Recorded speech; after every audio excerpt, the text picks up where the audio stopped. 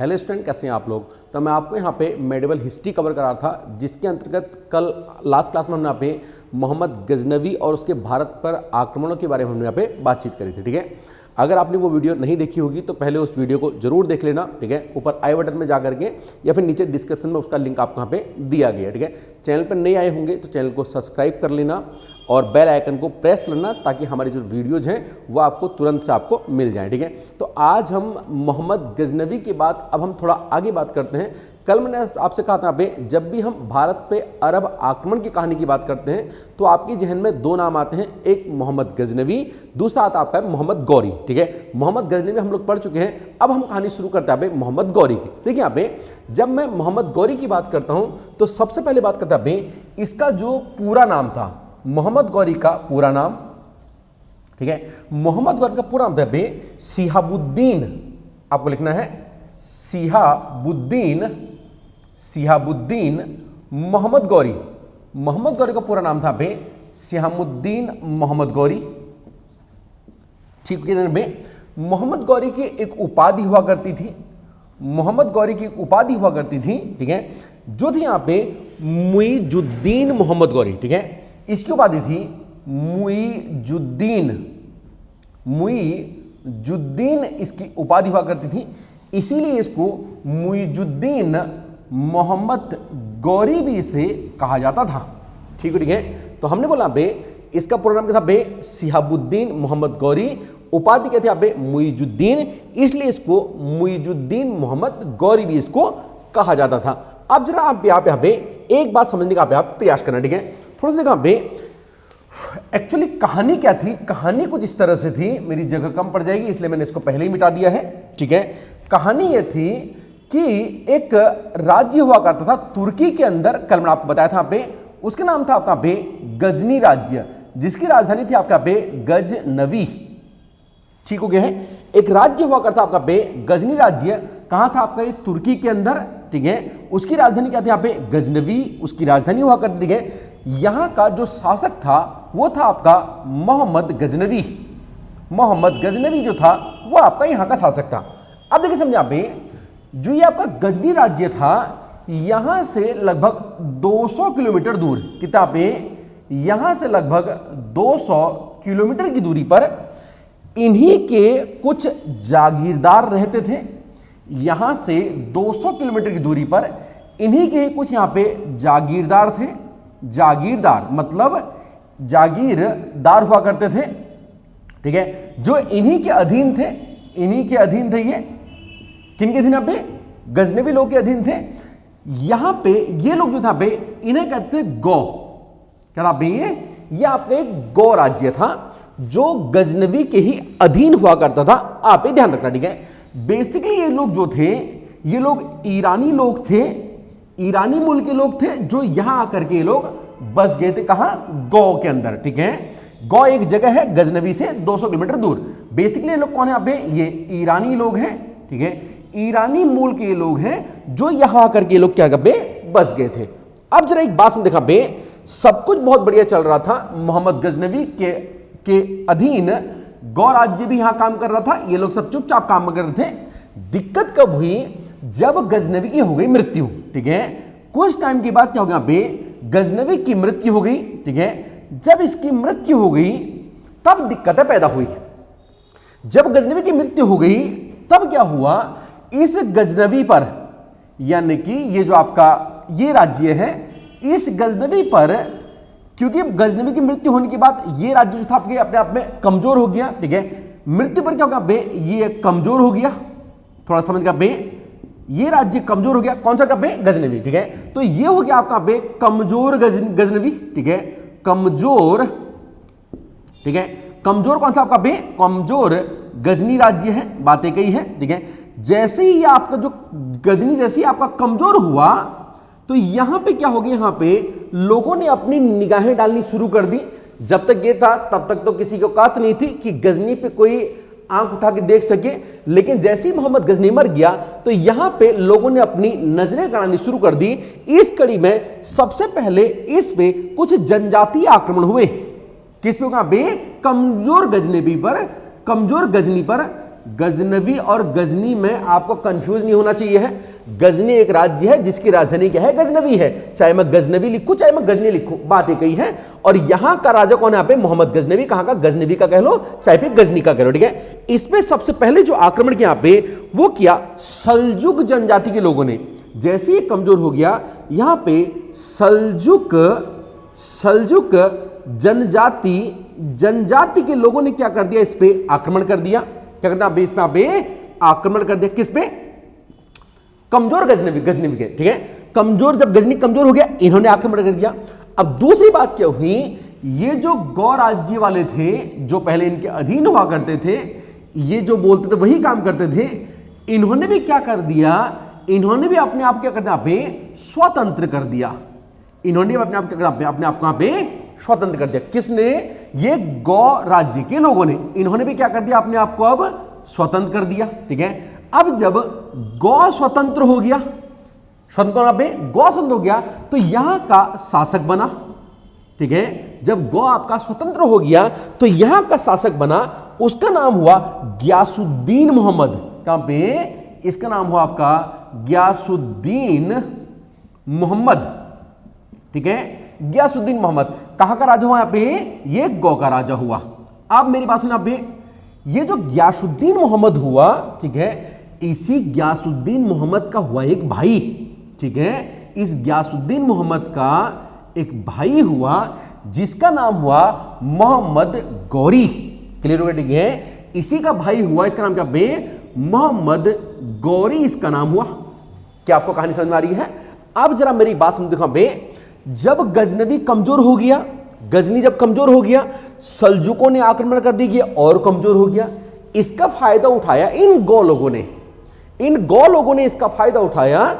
अब इन्होंने क्या कर दिया, ये गौ लोगों ने क्या कर दिया, यहां पे आक्रमण कर दिया, ठीक है। ये गौ लोगों ने क्या कर दिया, यहां पे आक्रमण कर दिया। अब जरा मेरी एक बात समझो यहां पे, ठीक है। तो आक्रमण कर दिया, गजनी तो ऑलरेडी अपना कमजोर है, तो यहां पे क्या हो गया, अधिकार हो गया। यहां पे क्या, यहां पे अधिकार हो गया। किसका, यहां पे ये गौ लोगों का यहां पे अधिकार हो गया। मतलब जो पहले गजनवी का था वो किसका हो गया, इनके अधीन जो इनके जागीरदार हुआ करते थे गौ लोगों का हो गया, ठीक है। अब क्योंकि गियासुद्दीन तो यहां की गद्दी बैठा हुआ है, तो भाई ये तो अब यहां पे, ये तो यहां से गद्दी छोड़ने का नहीं है, इसलिए इसने क्या किया, यहां का शासक अपने भाई को बना दिया, ठीक है। तो यहां का जो शासक बना, यहां का जो शासक बना वो कौन बन गया बे, गियासुद्दीन मोहम्मद का भाई मोहम्मद गौरी यहां का शासक बन गया। क्या आपको इतनी बात कहानी आपको समझ में, ठीक है। यहां का शासक कौन बन गया बे, मोहम्मद गौरी यहां का शासक बन गया। अब जरा एक बात समझना पे ध्यान से, मोहम्मद गौरी जो था बे, मोहम्मद गौरी ये एक महत्वाकांक्षी राजा था, ठीक है। मोहम्मद गौरी एक महत्वाकांक्षी राजा था। मोहम्मद गौरी एक महत्वाकांक्षी राजा था। यह अपने साम्राज्य का विस्तार करना चाहता था। कौन यहां पे, मोहम्मद गौरी खाली गजनी तक ही सीमित रहना नहीं चाहता था, ये अपने राज्य का विस्तार करना चाहता था। अब बात यह है, ये अपने राज्य का विस्तार कहां करे, ये आदमी मोहम्मद गौरी अपने राज्य का विस्तार कहां करे। अब देखिए यहां पे हम ये जानते हैं, हम मोहम्मद गौरी को पढ़ इसलिए रहे हैं क्योंकि इसने क्या किया, भारत पे आक्रमण किया। सवाल पैदा ये होता है कि मोहम्मद गौरी जो है, इसने आक्रमण करने के लिए भारत को ही इसने क्यों चुना, ठीक है। इसने किसके लिए, यहां पे आक्रमण के लिए इसने भारत ही क्यों चुना, एक सवाल ये पैदा होता है, ठीक है। आक्रमण के लिए इसने यहां पे भारत को ही क्यों चुना। इसके जवाब में दो बातें निकल के आती हैं। देखिए समझे, यहां पे एक्चुअली यहां पे बात क्या थी, यहां पे बात ये थी, ठीक है, मध्य एशिया जहां ये खुद रह रहा था, ये तुर्की का है, तुर्की, और ठीक है ये देखो ईरान का एरिया, ईरान ये आपका तुर्की, ये आपका मध्य एशिया का एरिया है।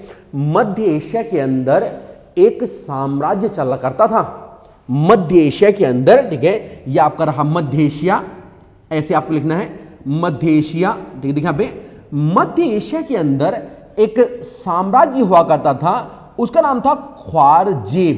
क्या था पे, ख्वारजेब। मध्य एशिया के अंदर यहां पे ख्वारजेब, ठीक है, साम्राज्य हुआ करता था, साम्राज्य। और ये जो ख्वारजेब साम्राज्य था ये अपने आप में बहुत ज्यादा शक्तिशाली हुआ करता था।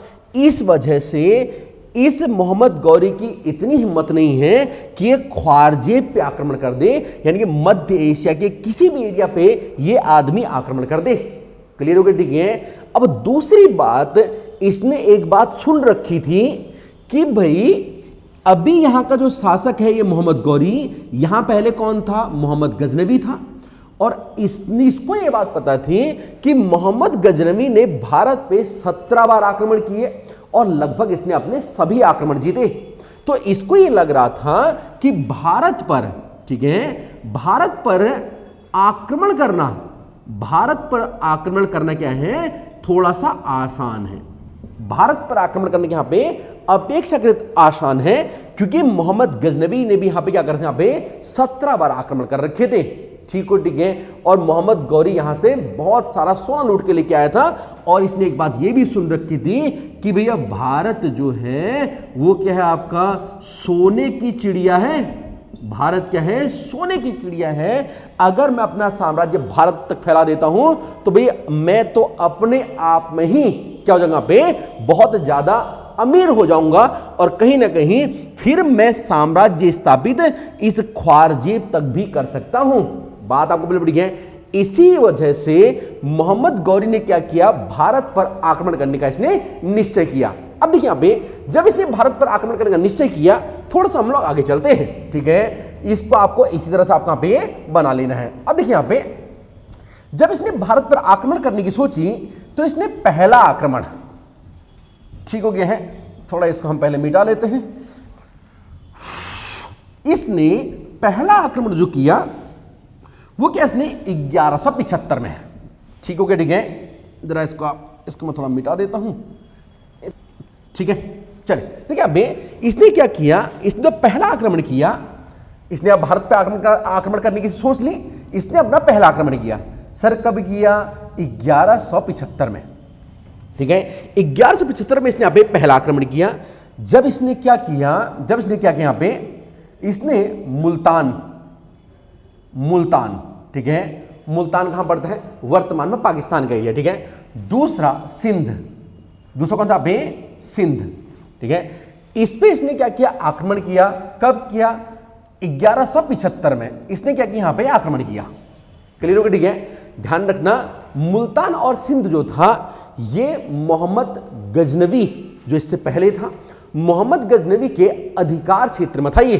ठीक है, ठीक है, मतलब उसी के प्रभाव में था ये। कौन सा आप मुल्तान और सिंध वाला एरिया। तो 1175 में सबसे पहले इसने यहां पे मुल्तान और सिंध पे आक्रमण किया।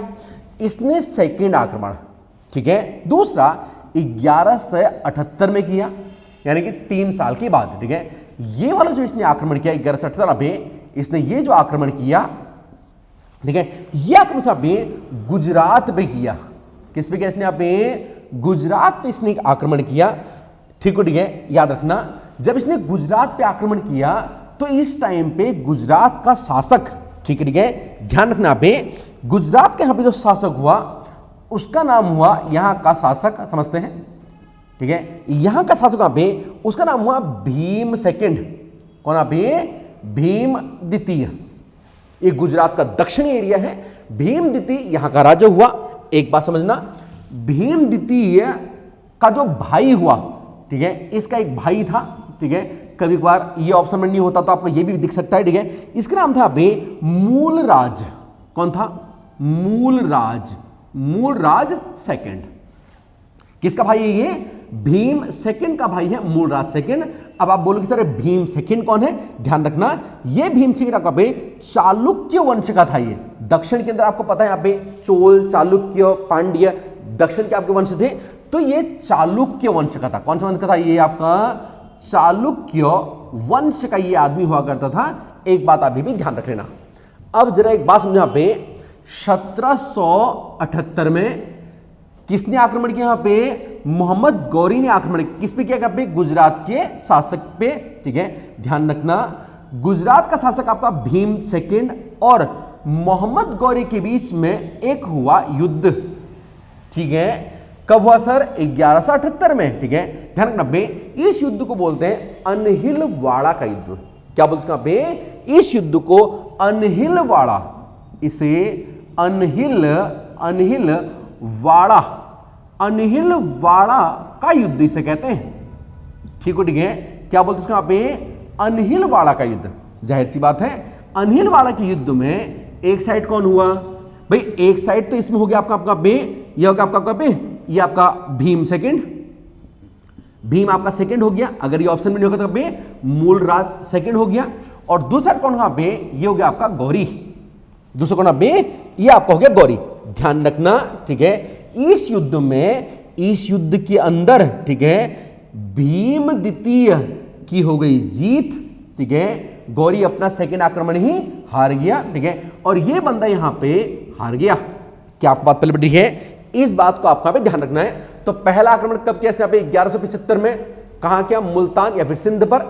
दूसरा 1178 में कहां? गुजरात पर। गुजरात शासक कौन था पे? भीम द्वितीय था।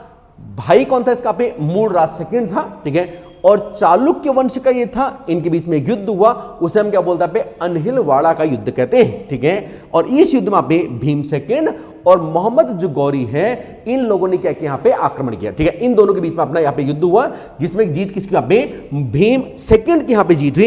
एक बात आपको ये भी ध्यान रखनी है। ठीक है, चलिए अब देखिए यहाँ पे, इसके बाद इसका हुआ तीसरा आक्रमण। इसका जो सबसे प्रमुख आक्रमण है, ये आपको याद रखना है, ये भी आपको याद रखना है। ठीक है, इसके बाद इसका जो अगला और सबसे महत्वपूर्ण आक्रमणों में से जो हम पढ़ते हैं, वो इसने किया 1191 में। ठीक हो गया? ठीक है, 1191 के अंदर तो दो आक्रमण हमने पढ़ ली। यहां पे कौन कौन सा पढ़ा हमने? यहाँ पे पहला हमने पढ़ा पे 1175 में, जब इसने किसको हराया? यहाँ पे मुल्तान को हराया, मुल्तान पे इसने कब्जा कर लिया और सिंध पे। सेकंड हमने पढ़ा यहाँ पे जब इसने गुजरात में इसने आक्रमण किया, जहां पे युद्ध हुआ कौन सा? अनहिलवाड़ा का युद्ध, जिसमें भीम सेकंड ने क्या कर दिया? मोहम्मद गौरी को हरा दिया। क्लियर हो गया? ठीक है, अब देखिए समझा पे, इसका जो तीसरा आक्रमण हुआ, जो थोड़ा महत्वपूर्ण आक्रमण है, ये 1191 के अंदर हुआ। ठीक है, 1191 में जो आक्रमण हुआ, ये आक्रमण यहाँ पे भटिंडा के पास एक जगह पड़ती है, पंजाब के अंदर भटिंडा के पास एक जगह पड़ती है, एक मैदान पड़ता है, उसे हम बोलते हैं तराइन। क्या बोलते हैं हम इसे? इसे हम कहते हैं तराइन। तराइन, ठीक है, तराइन। 1171 में तराइन पे पहली बार आक्रमण हुआ, इसलिए इस आक्रमण को, इस युद्ध को हम यहाँ पे तराइन का प्रथम युद्ध कहते हैं। तराइन का प्रथम युद्ध हुआ, मैंने आपको समझा दिया। ठीक है, ठीक है, तराइन का युद्ध कौन पे? पहला युद्ध हुआ। एक बात समझने यहाँ पे, तराइन के पहले युद्ध में, ठीक है, कौन कौन लड़ रहे हैं आपस में? जाहिर सी बात है, एक साइड तो कौन लड़ रहा है आपका पे? ये तो आपका गौरी लड़ रहा है, मोहम्मद गौरी लड़ रहा है। दूसरे साइड में लड़ रहा है पृथ्वीराज चौहान, ये हम जानते हैं। ठीक है, लिखा आप लिखो, यहां पे लड़े पृथ्वीराज चौहान। पृथ्वीराज चौहान जो है वो इस युद्ध में यहां पे लड़ रहा है। ध्यान रखना, तराइन के पहले युद्ध में पृथ्वीराज चौहान का साथ जो था सभी हिंदू राजाओं ने दिया। ठीक है, सिवाय एक आदमी के इसका साथ सभी हिंदू राजाओं ने दिया, सिवाय एक आदमी के, वो हुआ इसका ससुर। ठीक है, याद रखना, पृथ्वीराज चौहान का साथ नहीं दिया। किसने नहीं दिया पे? इसके ससुर ने। ठीक है, जिसका नाम हो क्या पे? जयचंद, ये इसका ससुर हुआ। सर ये जयचंद कौन हुआ? ये जयचंद हुआ कन्नौज का राजा। जयचंद कौन हुआ पे? ये हुआ आपका कन्नौज का राजा हुआ। कौन यहां पे? जयचंद। ध्यान रखना लंबी है। अब बात यह है कि सर जब सबने साथ दिया तो जयचंद ने साथ क्यों नहीं दिया? बात यह थी, इस जयचंद की एक होती थी पुत्री। ठीक है, इस जयचंद की एक पुत्र थी, इसका नाम था संयोगिता। हालांकि आपसे पूछेगा नहीं है, इसका नाम था आपका संयोगिता। ठीक है, पृथ्वीराज चौहान ने क्या किया? जयचंद की जो लड़की है ना संयोगिता, इसको ये भगा करके ले आया। ठीक है। तो इस बात से जयचंद गुस्सा आ गया, बाद में इन लोगों की शादी वगैरह हो गई, ठीक है। लेकिन जब मोहम्मद गौर ने इस पे आक्रमण किया तो भाई ये बंदा गुस्से में बैठा हुआ था, इसने इसका साथ नहीं दिया। आपको एक बात ये भी समझा दीजिए, ठीक है। लेकिन जयचंद ने साथ नहीं दिया, ठीक है। इसे धोखेबाज के रूप में जाना जाता है, आज भी हम लोग पढ़ लेते हैं कभी कभार, ठीक है। भारत में जयचंदों की कमी नहीं है, तो इसको धोखेबाज के रूप में इसको जाना जाता है, ठीक है। चलो, फिलहाल पृथ्वीराज चौहान का साथ बाकी सभी ने दिया, इस वजह से इस युद्ध में क्या बे गौरी की हार हो गई। तराइन के पहले युद्ध में जीता कौन, यहां पे पृथ्वीराज चौहान, ठीक है। फाइनली इस आदमी की यहां पे हो गई जीत, किसमें, यहां पे पहले युद्ध में। ये बात आप यहां पे ध्यान रखना, ठीक है। जब ये आदमी जीत गया, इसने मोहम्मद गौरी को बंदी बना लिया, लेकिन ज्यादा जाति नहीं करी। बाद में कुछ टाइम बाद इसने मोहम्मद गौरी को छोड़ दिया, क्लियर, ठीक है। ये भारत में पृथ्वीराज चौहान जैसे राजाओं की उदारता को ये दर्शाता है, क्योंकि हम अभी थोड़े टाइम के बाद ही देखेंगे कि अब पृथ्वीराज चौहान जब हारेगा मोहम्मद गौरी से, ये इसको उठा करके लेके जाएगा और बहुत जाति करेगा इसके साथ में, क्लियर, ठीक है। चलिए, हम यहां पे इसी के अगले साल, ठीक है, इसी के अगले साल में ही 1192 के अंदर, ठीक है, होता है गौरी को इसने छोड़ दिया, गौरी वापस चला गया, ठीक है। फिर होता है यहां पे तराइन का एक और युद्ध, जिसे हम बोलेंगे तराइन का सेकंड युद्ध, ठीक है, ठीक है। आपको यहां पे अब ऐसे लिख लेना है, आपको यहां पे अब ऐसे आपको लिखना पे, ठीक है। कब की बात हो रही सर, ये 1192 की, ठीक है। किसी किसी किताब में 1191 में ही दो युद्ध दिखाता है, लेकिन ज्यादातर किताब में आपको यहां पे 1192 आपको मिलने वाला, ठीक है। तो अगला युद्ध जो है पे, अगला युद्ध, ठीक है, अगला लिखो कौन सा का पे, 4th नंबर का। कब हुआ सर, 1192 में। कौन सा युद्ध हुआ ये, इसे हम बोलेंगे, ये भी आपका तराइन में ही हुआ था। तराइन कहां पड़ता है, भटिंडा पंजाब के पास में एक मैदान पड़ता है, ठीक है। चाहो तो यहां पे लिख लेना, तराइन के बगल में क्या पे, भटिंडा, ठीक है। तो क्या हुआ आपका पे, तराइन, ठीक है। तराइन का कौन सा पे सेकंड युद्ध हुआ, तराइन का सेकंड युद्ध हुआ, कौन सा पे, तराइन का पे सेकंड युद्ध हुआ। आप एक बात ये भी ध्यान रखना, ठीक है। देखो फिर से इस युद्ध में भी आपका यहाँ पे दो लोग लड़ रहे हैं, इस युद्ध में फिर से यहाँ पे दो लोग लड़ रहे हैं। एक साइड पे, एक साइड आपका गौरी लड़ रहा है, एक साइड आपका पे गौरी लड़ रहा है, और एक साइड कौन लड़ रहा है यहाँ पे, पृथ्वीराज चौहान, पृथ्वीराज चौहान लड़ रहा है। ये दिल्ली का राजा था, पृथ्वीराज चौहान उस टाइम पे दिल्ली के अंदर ये राज कर रहा था, ठीक है। पृथ्वीराज चौहान ये यहाँ पे क्या कर रहा है, यहाँ पे राज कर रहा है, ठीक है, ठीक है। अब जरा एक बात सुनिए, यहाँ पे इस युद्ध में हम ये जानते हैं पृथ्वीराज चौहान का साथ किसी ने नहीं दिया, या बहुत ही कम राजाओं ने दिया।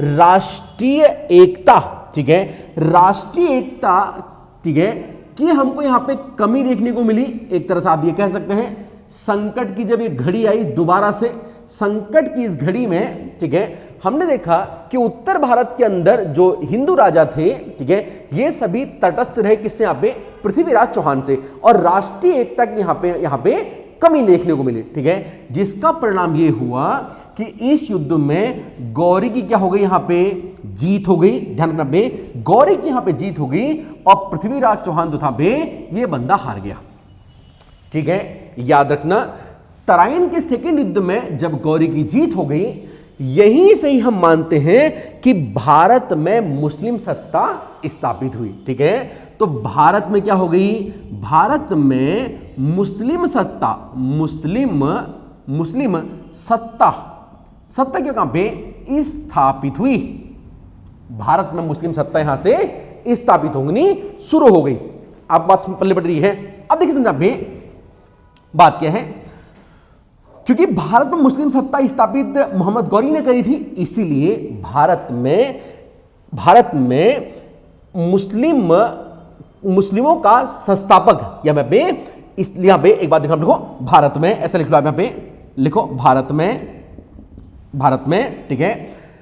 मुस्लिम सत्ता का जो संस्थापक है वो हम किसे मानेंगे, यहां पे मोहम्मद गौरी को ही माना जाता है। भारत में लिख लो, मुस्लिम सत्ता का संस्थापक कौन है, यहाँ पे ये गौरी को ही माना जाता है।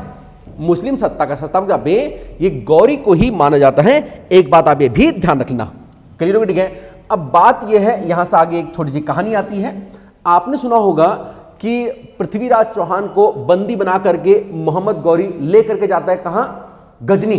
गजनी का ही तो राजा है ये वहां गजनी इसको लेकर के जाता है और मोहम्मद जो पृथ्वीराज चौहान है इसके साथ में, ठीक है, यह हार जाता है, इसको बंदी बना लेता है। इसके साथ में एक आदमी और जिसे बंदी बनाता है वो होता आपका चंद्रबरदाई, चंद्रबरदाई, ठीक है। इसको भी क्या करता है, ये बंदी बना के ले जाता है, ठीक है, ठीक है। आपको पता होगा कि पृथ्वीराज चौहान वहां गजनी में जाकर के शब्द भेदी बाण चलाता है। कौन सा बाण पे, शब्द भेदी ये बाण चलाता है, ठीक है। थोड़ा आपको समझाता हूं, लिखो, ये शब्द भेदी बाण चलाता है। शब्द भेदी क्या करता है, ये बाण चलाता है। एक्चुअल में होता क्या है, मोहम्मद गौरी, ठीक है, इसकी पहले आंखें निकाल लेता है, ठीक है। किसके यहाँ पे, पृथ्वीराज चौहान की इसकी आंखें निकाल लेता है। जब ये बंदा अंधा हो जाता है, ठीक है, तब इससे अंतिम इच्छा जैसी कुछ पूछी जाती है। तब जाकर के ये जो है ये आदमी, ठीक है, इसको एक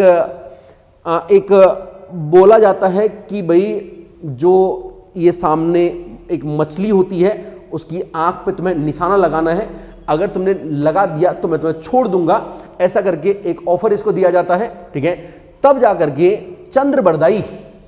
चंद्रबरदाई इसके बगल में बैठा होता है, ठीक है। उन्हीं बाणों को जो ये चलाता है उसी बाण को बोलते हैं शब्द भेदी बाण, ठीक है। चंद्रबरदाई इसके बगल में बैठा होता है। चंद्रबरदाई इससे कहता है कि भाई देख ऐसा है, 4 बांस, आपको लिखना नहीं है, 4 बांस 24 गज, 4 बांस 24 गज अंगुल अष्ट प्रधान। क्या बोलता है, 4 बांस 24 गज, ठीक है, 4 बांस 24 गज अंगुल अष्ट प्रधान, अंगुल अष्ट प्रधान। अगर किसी को लिखना हो तो लिख भी सकता है, ठीक है। 4 बांस 24 गज, ठीक है, 24 गज अंगुल अष्ट प्रधान, ठीक है। ता ऊपर बैठा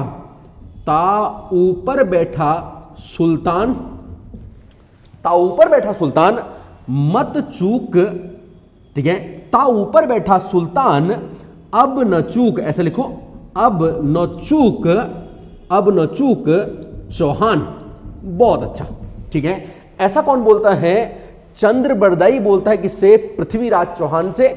एक्चुअल में चंद्रबरदाई जो है पृथ्वीराज चौहान को उसकी पोजीशन बता रहा है कि वो कहां बैठा हुआ है और तुझे कहां बाढ़ चलाना है, मरना तो हमको है ही है, ठीक है। बोल, तो ये बोलता भाई 4 बांस, ठीक है, 24 गज अंगुल अष्ट प्रधान, ठीक है, इतनी दूरी पे बैठा हुआ है। ता ऊपर बैठा सुल्तान अब न चूक चौहान, अब चूकना नहीं है। उसके बावजूद ही जाकर के पृथ्वीराज चौहान क्या करता है, अपने शब्द भेदी बाण चलाता है। इन्हीं शब्दों को शब्दभेद कहा जाता है।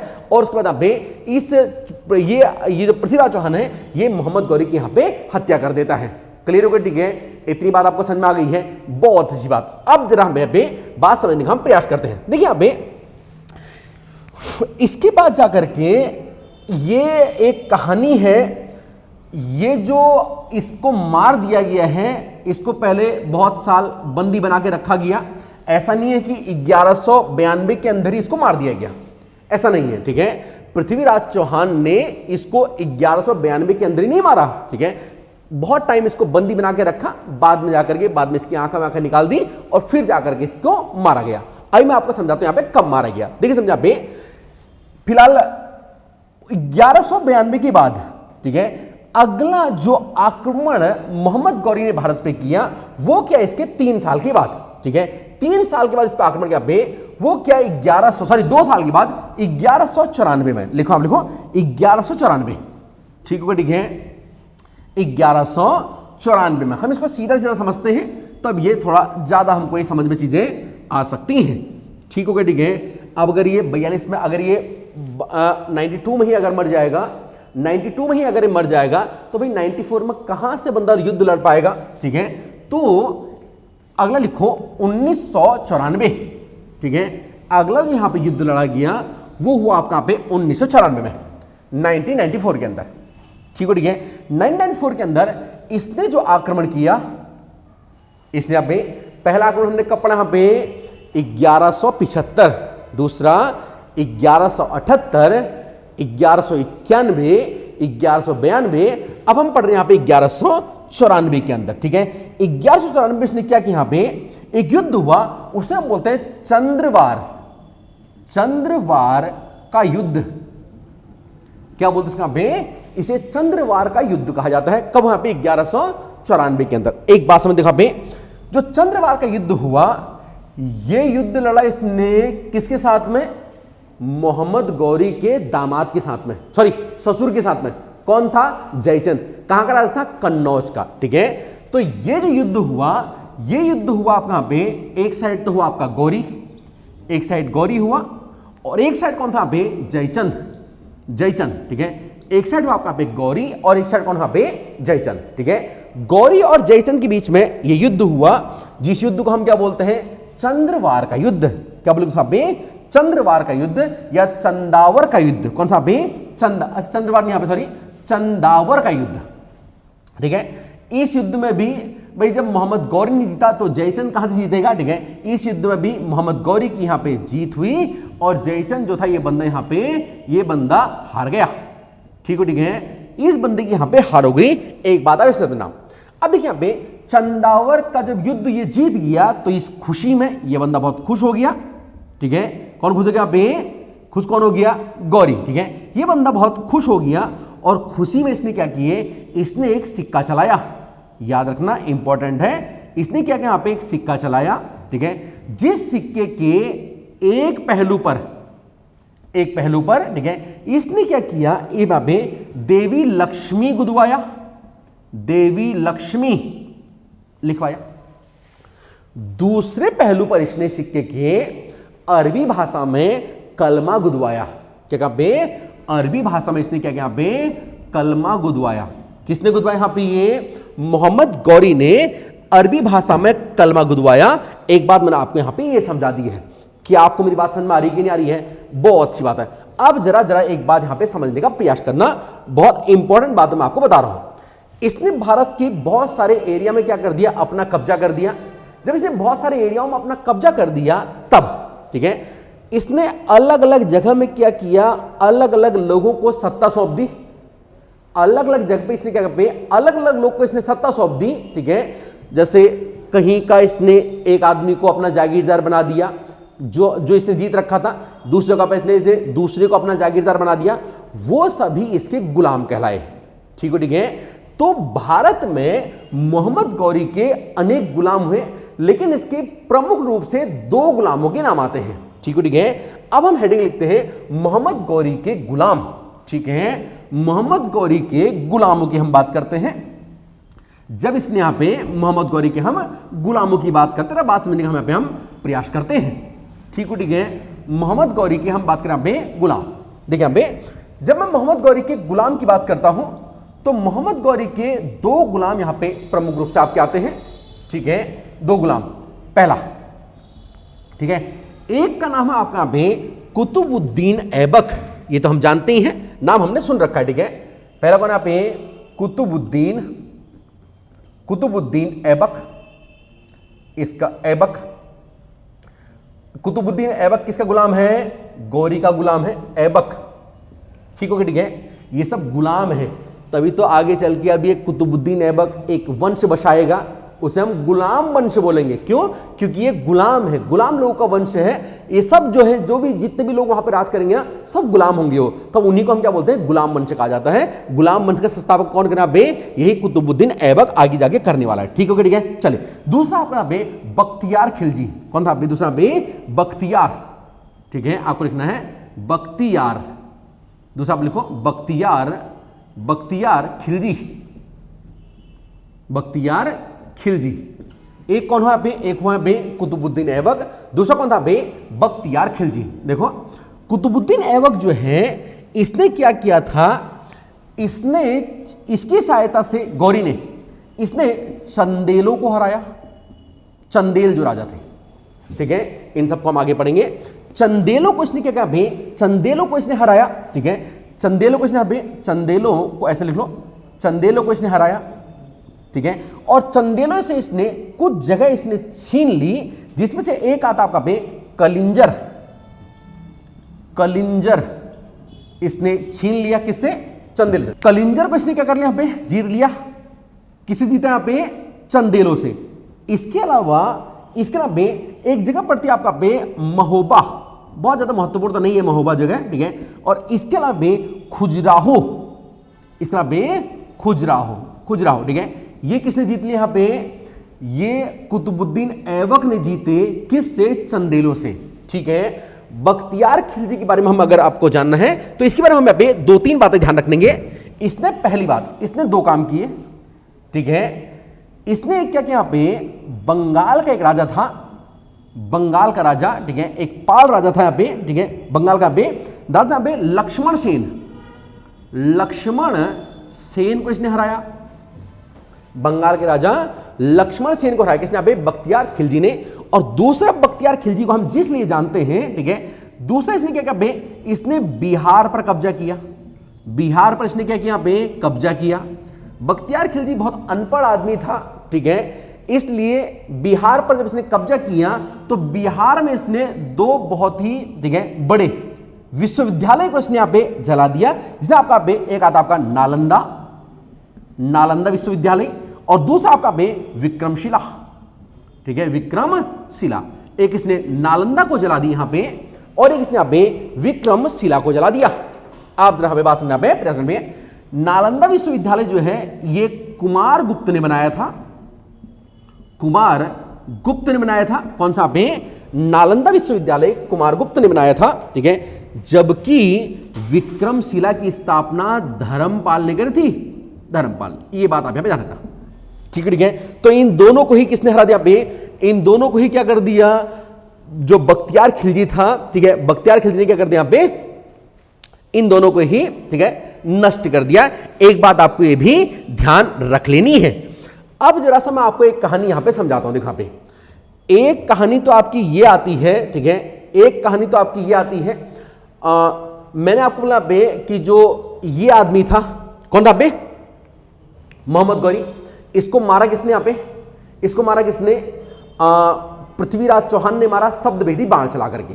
लेकिन इसकी हत्या के पीछे, इसकी मृत्यु के पीछे एक सेकेंड स्टोरी आती है, दूसरी स्टोरी, ठीक है, ठीक है। इसकी मृत्यु के पीछे एक दूसरी स्टोरी आती है। वो स्टोरी ये आती है, बताते हैं कि इसने 1206 ईस्वी में, अब आप कोई भी मान लेना, ठीक है, चाहे तो आप ही मान लो कि महमूद, ठीक है, सॉरी, पृथ्वीराज चौहान ने 1206 में इसकी हत्या करी। एक कहानी ये है। दूसरी कहानी ये है, और याद रखना ज्यादा प्रमाणिक कहानी जो मानी जाती है वो इसी को मानते हैं, ज्यादा प्रमाणिक है, कि जैसे इसकी मृत्यु हुई है। देखा बे 1206 ईस्वी में मोहम्मद गौरी ने क्या किया? इसने क्या किया? तिब्बत का इसने क्या किया? एक अभियान चलाया। कहां का अभियान? इसने तिब्बत का एक अभियान चलाया, बताते हैं, ठीक है। तिब्बत के अभियान में मोहम्मद गौरी का ही एक सरदार ने क्या कर दी, ठीक है, इसी के सरदार ने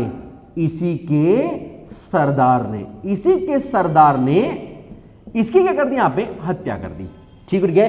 तिब्बत अभियान के दौरान एक जगह पड़ती है दमयक, दमयक एक जगह पड़ती है।